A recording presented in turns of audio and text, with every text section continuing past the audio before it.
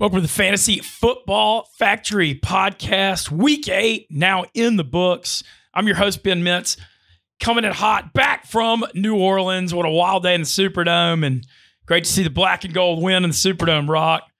My co-partner, Steven Cheah, probably not as happy about that. How are we, Mr. Cheah? Not as good as you. You're coming back in studio after a weekend in New Orleans. So you taped Dear Mr. Fantasy yesterday morning. Then you went to a pregame and then a tailgate and then the game and then a concert and then flew back, and you were here at what, like 11 in the morning? Yeah. No, I did. So New Orleans has been shut down bad since COVID and Hurricane Ida. It really hadn't popped as a city since COVID. And that changed this weekend. NOLA Halloween, it went down all weekend, all over the city. Went to the Cincinnati Tulane game Saturday, had a field pass, Saints-Bucs, and the biggest thing was just the Superdome rocking again, man. Even the Saints-Giants game a few weeks ago, the first home game back, it just wasn't the same. And the atmosphere, everybody dressed up, it went down Sunday. And what an awesome game I got to see too.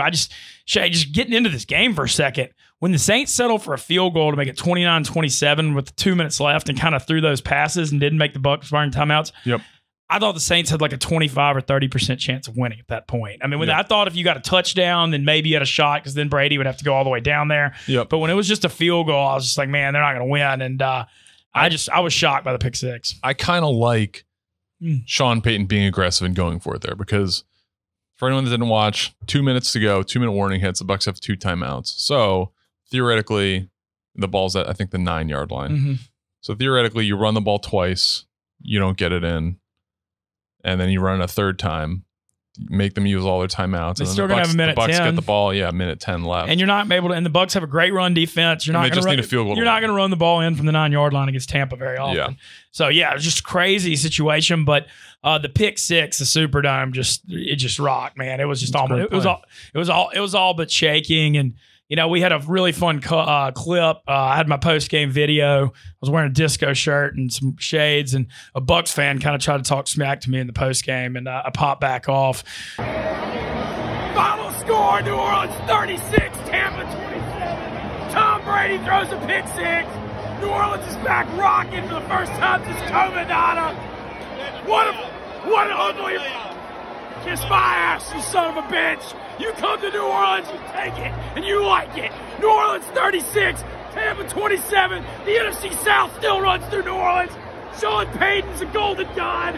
What a Sunday in New Orleans, the Big Easy. Woo! But, you know, as a Saints fan, you got to have your moment. You know, losing Jameis Winston, which we're about to get into, was, really heartbreaking, especially for him to do that against the Bucs, tearing his ACL and parts of his MCL. But still, just a super special day and weekend in New Orleans. Glad to see it rocking. And also, glad to see big props for Barstool down there. I mean, it was popping. My social media went off. Saints fans are getting behind this thing, so it's good to see. That's great. I mean, you guys played well. You deserved to win the game. I hate to be that guy, but there were a lot of questionable calls. Oh, what's interesting is the Saints fans are notorious for complaining about the refs with all the stuff that's happened to the Saints over the years. But I was watching the game. At the game, like 3 times I looked at my buddy. I mean, just getting bailed out on Simeon's pick. Yeah. There were so many. There were 3 or 4. That was the most agitating one, because the guy who hit him, Will Golston, had gotten his helmet taken off. So he actually can't see the ball leaving, because there's literally a helmet like right over his eyesight. And then he runs into him. He doesn't like level him. He runs into him, which I think should be a flag. But it's like, how do you think his helmet fell off? Like, clearly there should have been like an illegal hands to the face or something like that. So that was kind of mad. Like, wiped out a pick, which was disappointing. But yeah, I mean, overall, the Saints played a cleaner game. The Bucs had 11 penalties, and the turnovers too. Yards, Sack, fumble, Brady, two picks. I mean, I thought that was... You got some very good defense. No, very good. And even with that, though, Brady still threw out. Chris Godwin was slicing through the Saints defense. I mean, I thought Tampa's passing game, did better than I expected it to. But on the Saints side of it, just crazy, Chad. I had to do some research before this. 6 out of 7 now. Saints against Tampa. The one loss was the playoff going back to early 2018.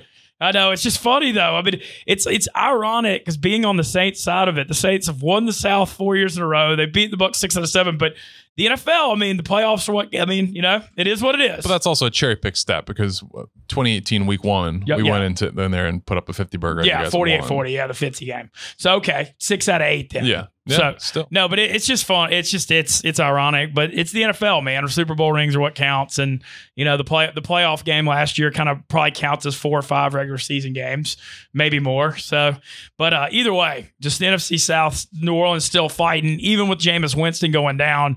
That gets into some fantasy stuff. Immediately, Taysom Hill is expected to be the quarterback. He's had a bad concussion. He's been out the last few weeks, but he's an instant ad because of the rushing prowess. Yeah. Instant ad. So 2 major things change in the fantasy landscape with Jameis Winston getting hurt, because that alters, not only does Taysom Hill come in, this alters everyone on the Saints projections. Because now Michael Thomas, who's expected back soon, his value goes from very high with Jameis Winston to not high at all with Taysom Hill. Because he played, 8 or 9 games last year, and most of them were with Taysom Hill and just like not very good at all. I mean, the Saints are going to try to throw for 120 yards a game with Hill. Yeah. But what it does, though, is Mark Ingram becomes an instant must-add. Right. Because they're going to build this offense now behind Hill, with Hill running, read option, pounding Ingram, pounding Kamara. And so that's what it is. An interesting thing is that Kamara actually has much worse numbers with Taysom Hill at quarterback. So you'd think, oh, well, they're just going to run, read options and read stuff with Taysom Hill and Alvin Kamara, but Kamara catches far fewer passes than he did with Breeze and Winston. So his fantasy impact takes a bit of a nosedive, honestly. Like if he's a pretty solid RB1 right now, I'd put him at a pretty low RB1, high RB2. He's a guy, actually, that's a sell high right now if you've got Alvin Kamara, because he's had a really good year. And, you might be able to catch some people napping that aren't as serious to understand how different the offense is about to be. Because Kamara's, his value, his pass catching ability is literally his best thing, especially when they get the ball to him in space. And if he's a guy that goes from 5-6 receptions a game to 1 or 2. And then also, getting Ingram back, the Saints are going to pound Ingram. I mean, he's 31. You're going to run him into the ground. And he looked remote-motivated yesterday. I mean, he started the Houdat before. He was in tears when he found out he was coming back to New Orleans. I mean, he's a leader in the locker room. He's about to be a big part of this. Yeah, he's one of my least favorite guys in the NFL when he was on the Saints. Big Truss, Mark Ingram, and C.J. Gardner-Johnson also. Oh, yeah. Now, C.J. Gardner-Johnson it's funny. It's like when you have a guy like that on your team, he's your guy. But if he's on any other team in the NFL, I couldn't stand it. But when he's your guy and he instigates and all that, it makes it way better. But Saints fantasy impact, though, Taysom Hill, Mark Ingram, instant ads.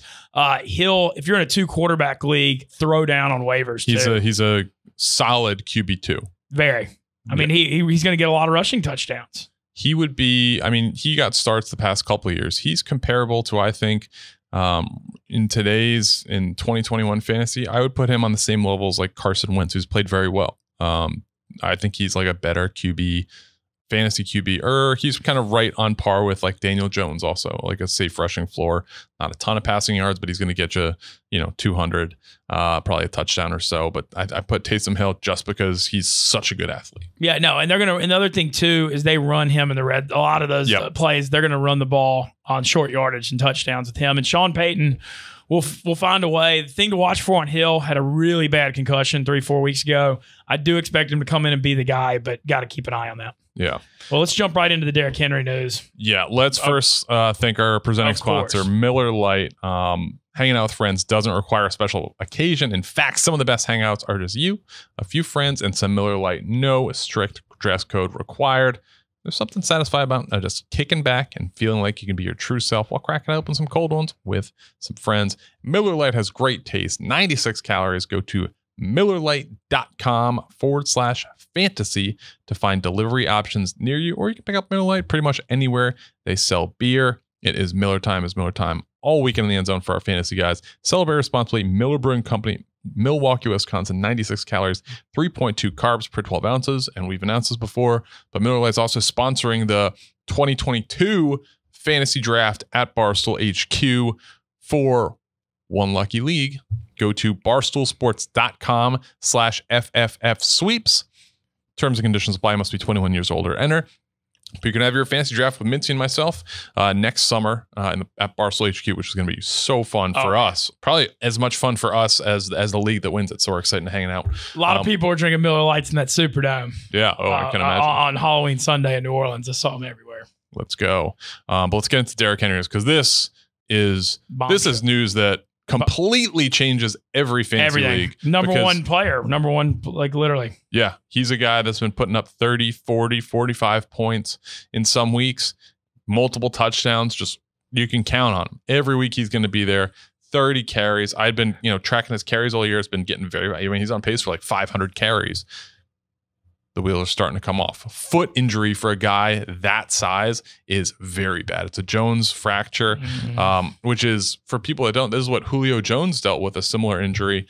And since he had that, kind of not the same. Derwin James also had a Jones fracture last year. He's come back and been pretty good. So hopefully Derrick Henry can come back and be as effective as he was.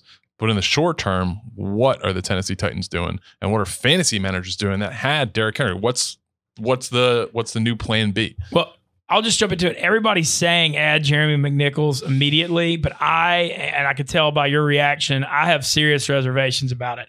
Look, yeah, he's the guy that's the backup running back, but he's a scat back. He's more of a third down back. He's not a bell cow guy that can have 20, 25 carries. There's already rumors. I believe you said there's rumors. They're kicking they're kicking the tires on Adrian Peterson. I expect them to bring somebody else in to split time with McNichols. And also, we talk all the time in fantasy, your best ability is availability and opportunity, but some people aren't replaceable. And you can't just plug in a running back and say, oh, you're the Tennessee running back. You're going to replace Derrick Henry.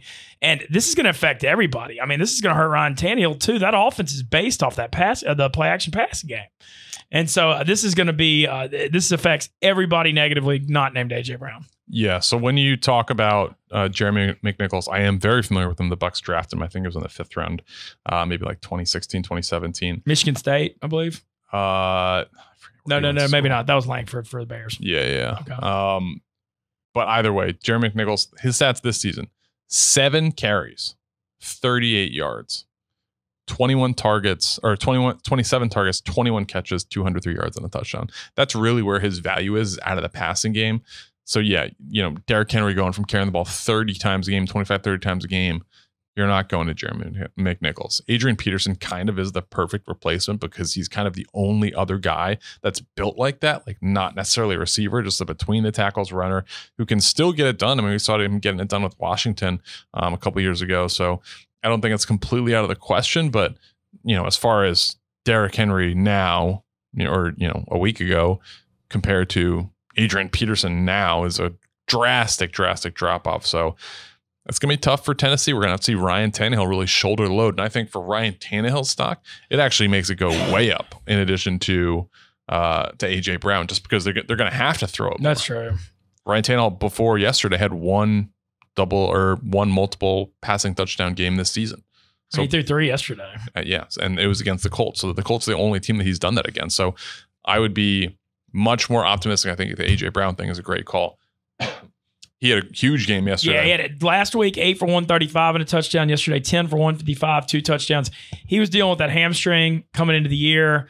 It was lingering. Looks like he's all the way back now, and he's a WR1 if he's healthy. I mean, and so he looks like he's going to be the focal point of that offense. But just you hate to see it, though. I mean, Derrick Henry, it was like the one guy that was indestructible is suddenly destructible. And that's the thing with running backs in the NFL. We talk about it all the time.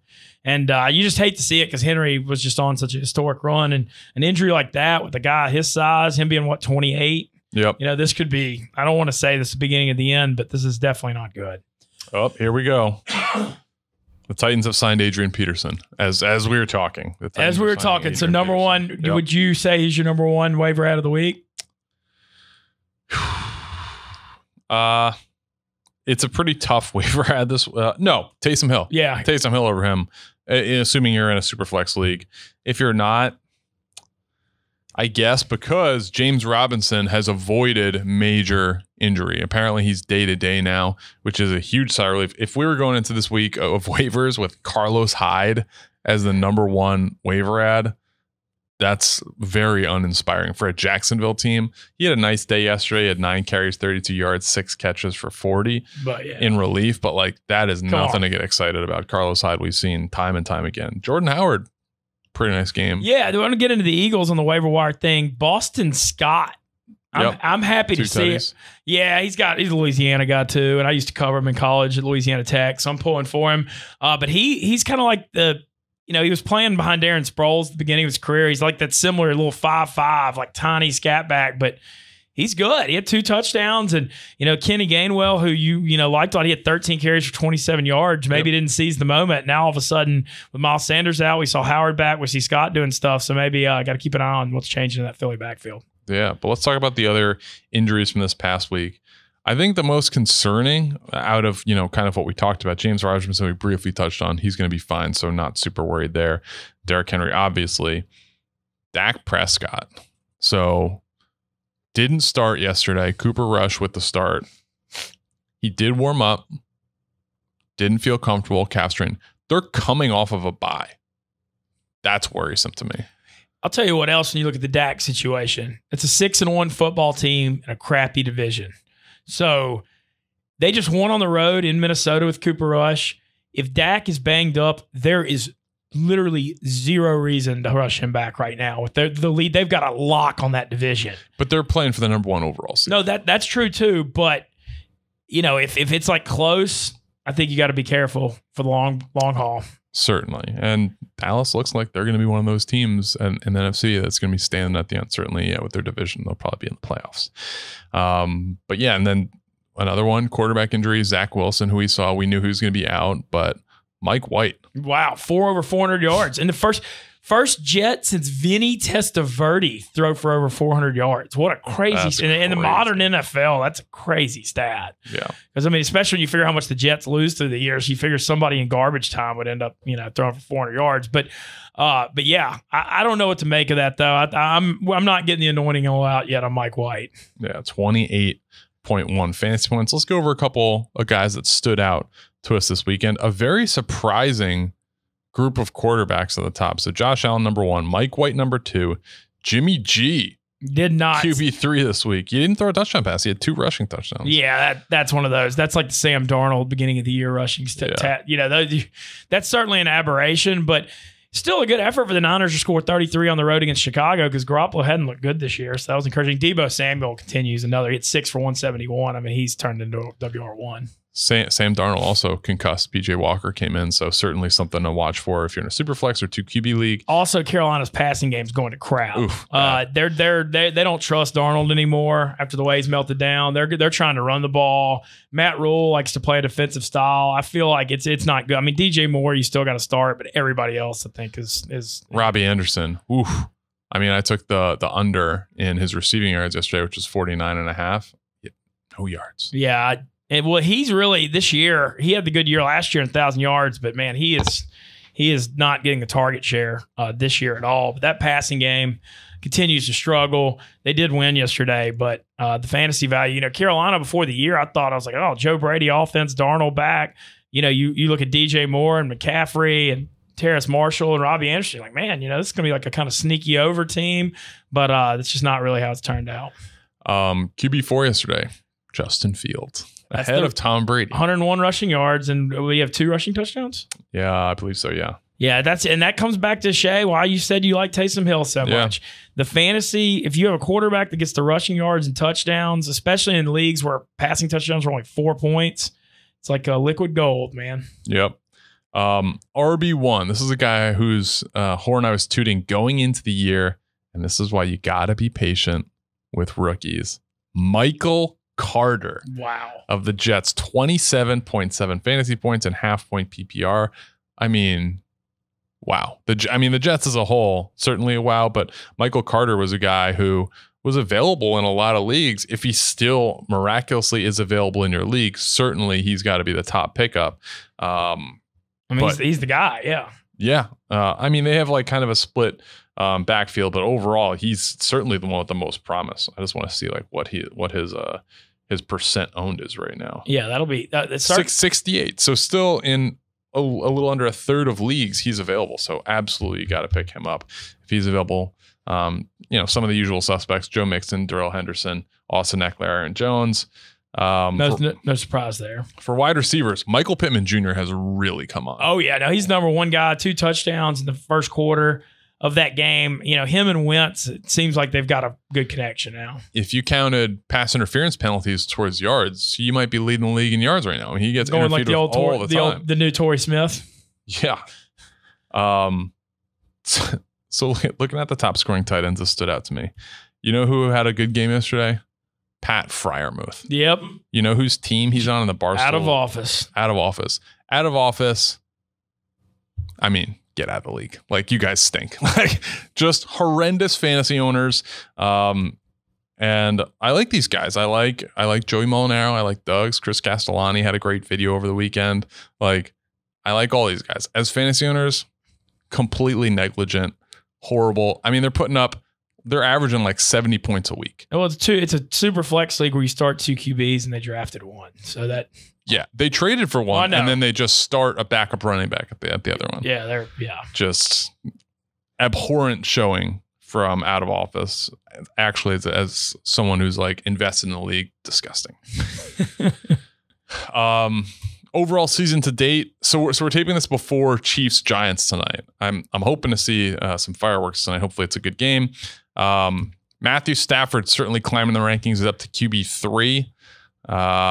Who else is surprising? So Derrick Henry has such a massive lead on all running backs. He's at 184.3. Jonathan Taylor slowly creeping up there. He's RB2, but he's still 42.4 points behind. Yeah. I mean, the gap is massive. We'll see who can kind of hold on to that RB1 title now that Henry's going to be out for so long. Zeke Elliott up to RB10, but kind of the usual suspects everywhere else. Cooper Kupp, Jamar Chase, staying firm at wide receiver 1 and 2, which is good to see. Oh, Kupp with another big game. And, I always compared Derrick Henry to the Chevrolet Silverado because of strong, advanced durability. But it turns out nothing's as dependable as the Chevrolet Silverado. Not even Derrick Henry at running back in fantasy football is as dependable as this truck. With football season is in full swing, it's time to up your tailgating game. A strong football season calls for the strongest, most advanced Silverado ever.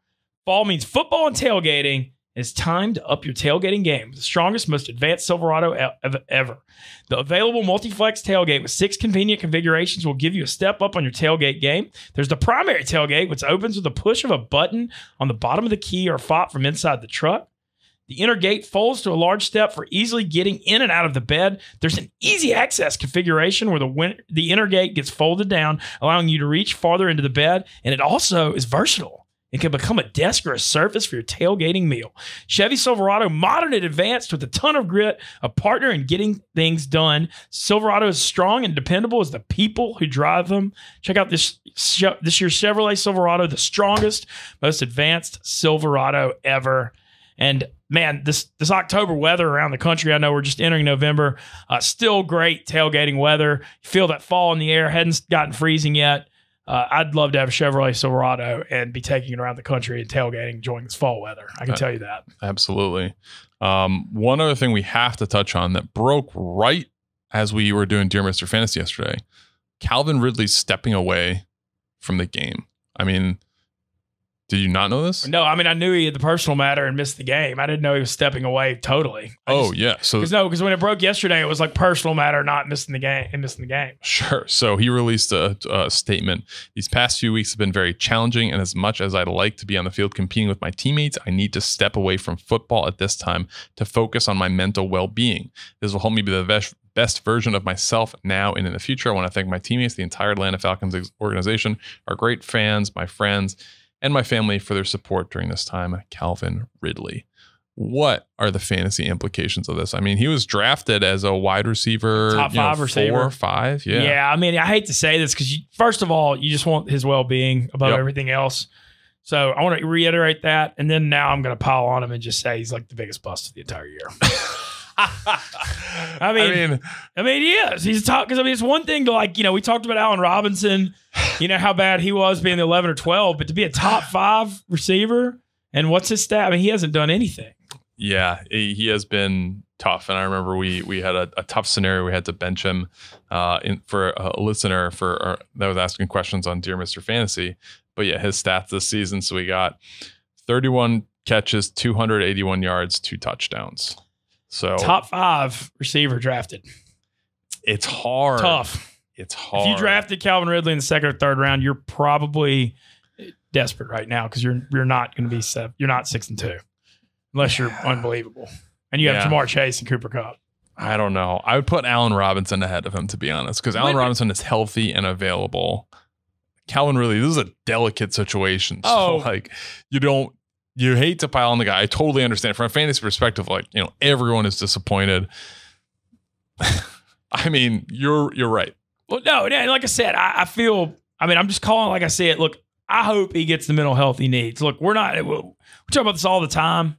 We're in a society now where mental health, I'm glad that people are respecting it. Yep. It's super important. And if he's not right mentally, then he doesn't need to be on the football field. He needs to get the help he needs. Having said that, though, this is our job is to talk about exactly. fantasy. And when you took Calvin Ridley as a top 5 fantasy receiver, 31 catches for 281 yards in 8 weeks was certainly not what you signed up for. No. Especially after Julio Jones left. Yeah, that was tough. His over-under in the sportsbook this year was 1,400 yards. Wow. So, I mean, just massive. It's tough. I don't know how Atlanta's really going to recover from this. I mean, I think this makes Kyle Pitts extremely valuable. And just considering the couple of games he's had the past few weeks, his stock is going way up for me. Scorderell as well. And they got him the ball in the passing game yesterday, like we talked about. They did. Matt Ryan's value's in the tank. Yeah, I mean, Atlanta, it's going to be tough sledding for them going forward, but just huge ripple effects being felt throughout the fantasy community with Calvin Ridley's news, Derrick Henry, Dak, Jameis/Taysom Hill, the quarterback situation in New Orleans. So I just feel like everything that we had kind of relied on, and we were big, I was saying, trade for Calvin Ridley. I think he's going to I liked it too. You don't anticipate, the guy completely, checking out due to obviously, I hope he gets right. And, his mental health. It's just hard to know that unless you really have a source inside the Falcons, know him. You're not going to know that's going on. Yeah. So it's just unfortunate. Yeah. Let's talk about some waiver pickups for this weekend and kind of who you like. One thing I want to kind of, you've been throwing the Saints in my face all weekend, which is fair because they dominated us yesterday. Dominated is probably a stretch, but we didn't play our best game. I mean, way more firepower. First half, y'all made the turnovers, mistakes.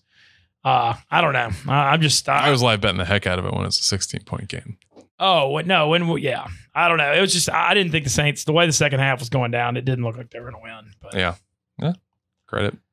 CJ Azuma, you dummy. You were fooled by it. I told you.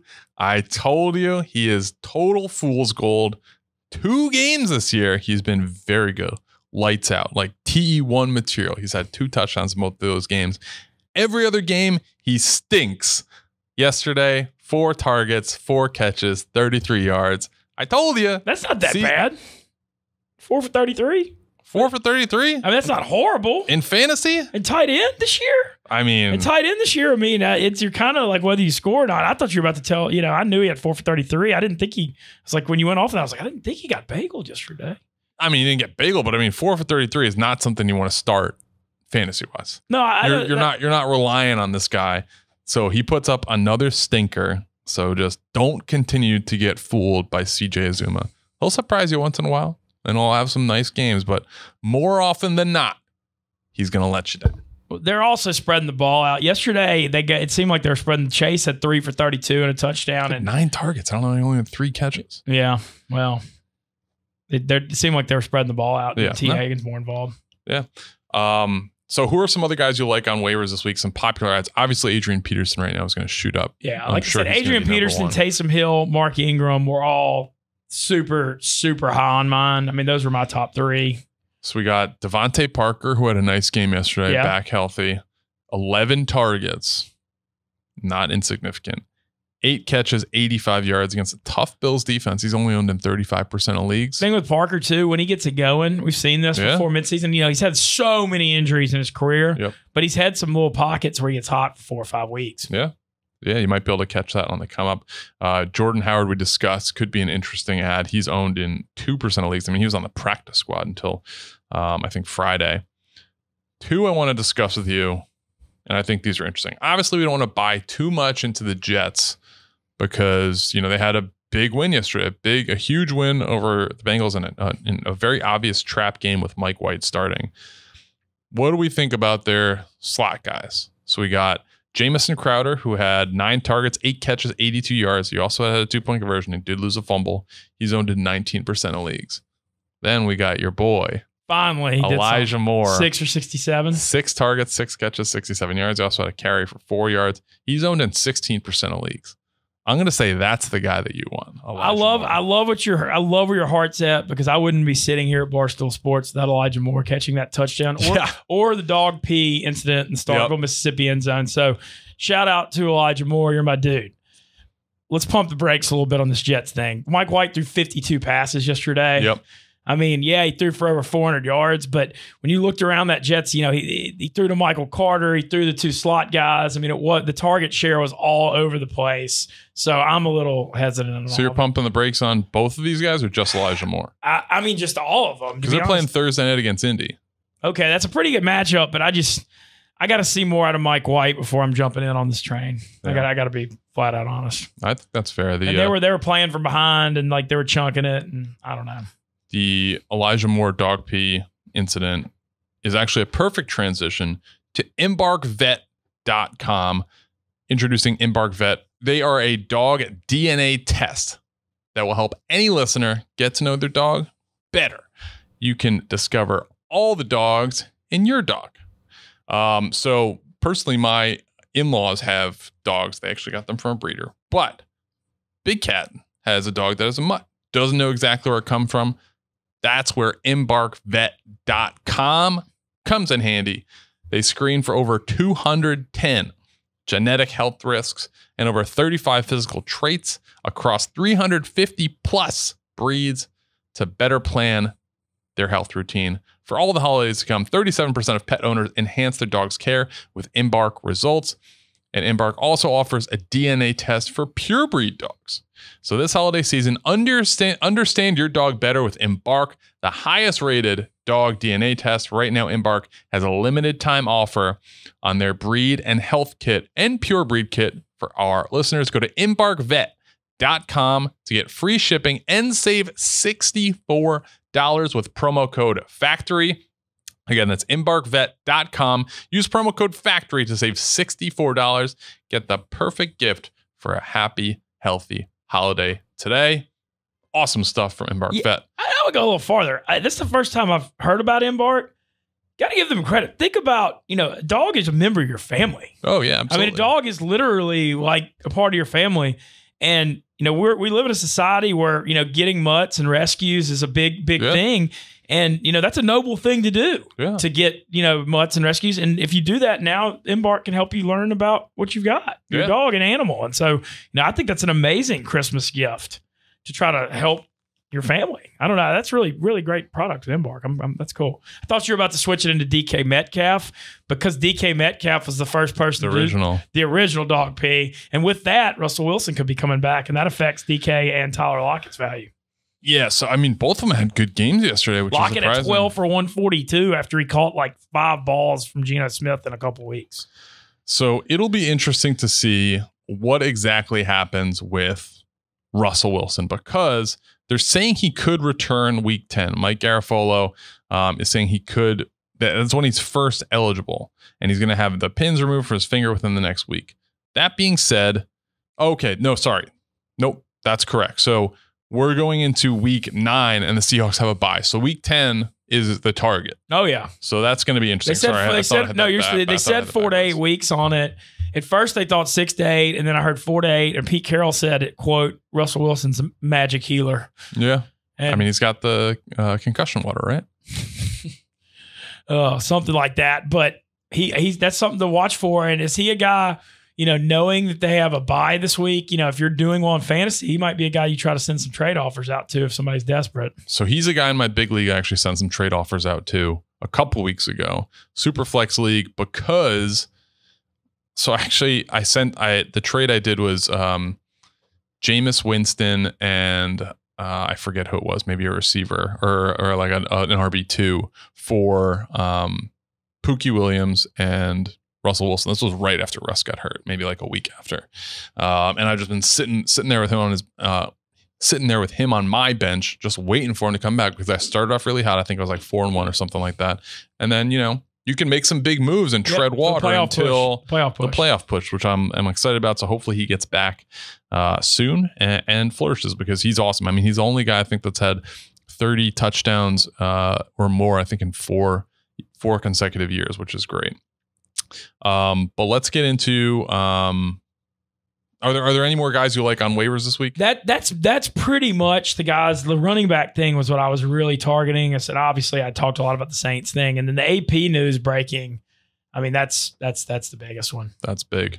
All right, let's get into matchups for next week really quickly. Before we get into that, let's talk about the place you want to go to watch football all season long. And there's beautiful women to watch football with you that care more about football than you do, or as much. And the food is great. And we are talking about Hooters.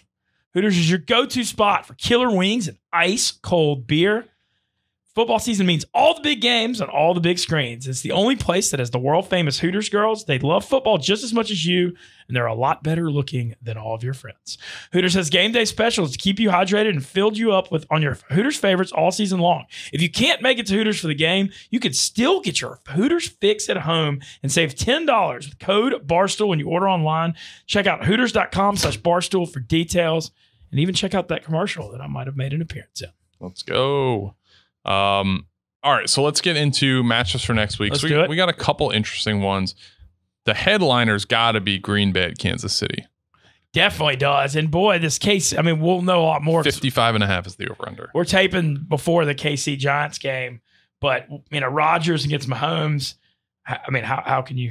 The two headliners basically for MVP last year, over-under is 55.5. Kansas City right now is favored, which is kind of wild to me. Kansas City still has Vegas. It's always fascinating to see how Vegas rates stuff. Kansas City's power ranking is still so strong from the last few years. They're a 10.5-point favorite on Monday Night Football. That's being taped. We're taping before, and they're a favorite over Green Bay. And even when you look at their odds in the AFC, they're still getting huge respect, even with their struggles. Incredible. Chargers at Eagles, another big one with the spread 51.5. Chargers 2.5-point favorites. Chargers laid an egg yesterday against the Pats, and the Pats might be good. Yeah, and the Chargers off a bye week laying an egg too. Yeah. Off that bad loss in Baltimore, it was a bounce back spot. And Herbert kind of has had 2 bad games in a row now. Yeah, after being potentially the MVP. We got Tennessee going to LA to play the Rams, who now have Von Miller, which is an incredible acquisition. I mean, the Rams just don't care about draft picks. They're dealing a 2nd and a 3rd next year for Von Miller. It looks like the Broncos are going to basically pay his whole salary this year outside of like $700,000. But I mean, if you're the Rams, though, you went all in on the Matthew Stafford. I'm worried. As a Bucs fan, I'm worried. Oh, yeah. You saw what they did to y'all. Yeah, I'm less concerned about that, but more just like, well, I guess they have the tiebreaker. But, I mean, they're loaded now. Like, their defense was very good before. But now with like Von Miller coming off the edge with Donald up the interior pressure and Jalen Ramsey. They have Leonard Floyd, but like Von Miller's actually like a scary guy. Like, oh yeah, and also Miller being the veteran that he is, getting to go to a Super Bowl team, he's going to be pumped about it. Yeah, I mean it's a great opportunity, and you got to look. I admire the Rams. Just they're all in on it, and I mean their future capital may be bad, but they're trying to win a championship. And when you're in that LA market, I mean you got to seize the day. You got to really make it pop there. And the Super Bowl is also in their stadium this year. Yep. A couple of fantasy matchups I like. Cleveland going to Cincinnati. Surprisingly low over under 46. Cincinnati's favored by 2.5. I mean, Joe Burrow is just so consistent. I can't imagine him not throwing multiple touchdowns in this game. Cleveland's defense has been kind of hit or miss. What else we got? Yeah, that one. So the Browns offense struggled a ton against Pittsburgh yesterday. I'm curious to see. I don't know. Mayfield's playing hurt. I mean, they're going to try to run the ball. I don't know. It's an interesting one. You got to think Cincinnati's got to bounce back after what happened in New York. Yeah, another one at night. Tennessee going to the Rams. Or I just said that one. Sorry. Yeah, I think the Vikings-Ravens is interesting in fantasy too. Yes. Lamar's off a bye. And the just never-ending season of which Kirk Cousins will show up. I mean, it is just... Last week, missed on him. I said bench him when he had 373 and 4 touchdowns. Then you look at home against Dallas.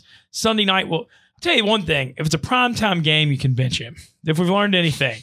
He struggles on Sunday and Monday night. Yep. But that over-under in the Dallas Vikings gives like 54.5. Yeah. Comes out 16 points for Minnesota. It's most unpredictable guy this year. Kirk Cousins, you were putting my brain in a pretzel. Here are a few guys I like next week. I like Zach Moss going to Jacksonville with Buffalo.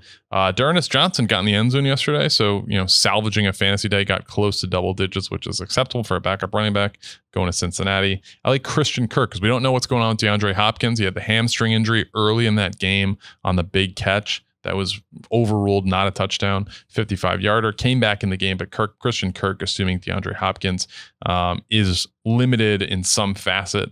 I like all the Packers guys. Aaron Jones, Devontae Adams. Deontay Johnson's the guy I like a lot at home against Chicago on Monday night. I think Jersey Jerry's going to be going to that game at Heinz Field, which is going to be great.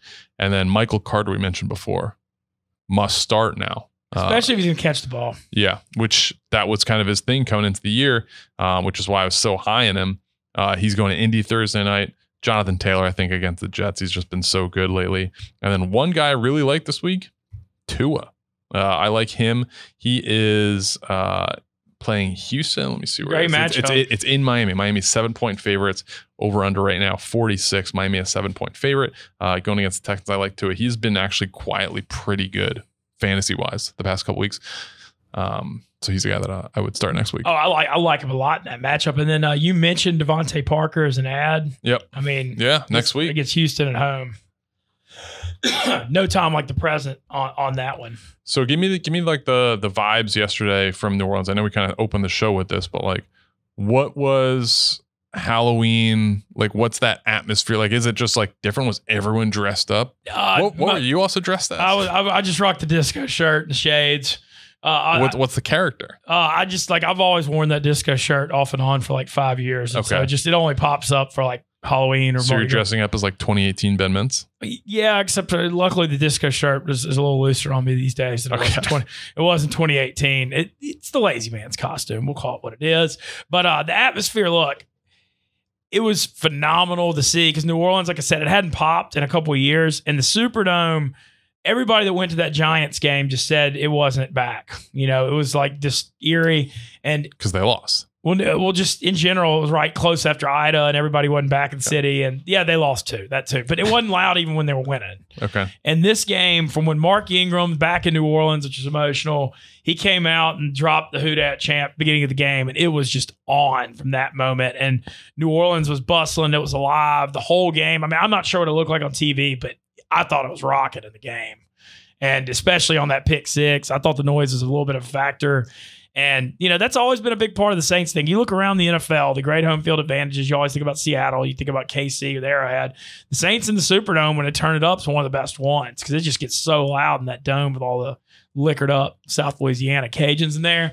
And just seeing that back was it was really awesome. And then, you look at the Saints. I mean, how the hell is this team 5-2? I mean, Peyton continues to work. You can look at the last few years, Teddy Bridgewater, Jameis Winston, Taysom Hill, Drew Brees' last 2 or 3 years when he couldn't throw the ball down the field as much as I loved him. Keep going through guys, and Sean Payton just keeps finding ways to win. I mean, it's a lot on the defense. I mean, the defense is excellent, but Superdome just rocking it outside the game, leaving. I mean, it was pandemonium in the streets after that game. And just great to see. I know Tampa's still 6-2, Saints 5-2 in that division. It's going to be, no Jameis. It's still tough sledding for the Saints, but certainly feel good about the playoffs right now when you look at the NFC. I mean, they look like they're going to be a wild card. Yeah, I mean, it's a crowded bunch up top. I don't think they're going to be in that upper echelon, but yeah, they could certainly be a wild card team, and they could be a tough out for sure. I would not want to play them in the first round.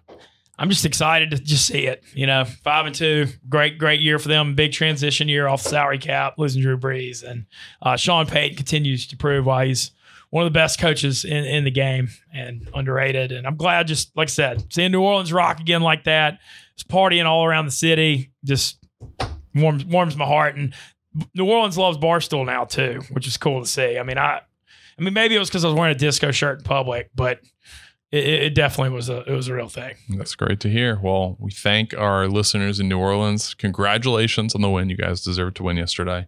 I'm not ashamed to admit that. And this has been a fun episode of Fantasy Football Factory. Fantasy landscape has changed.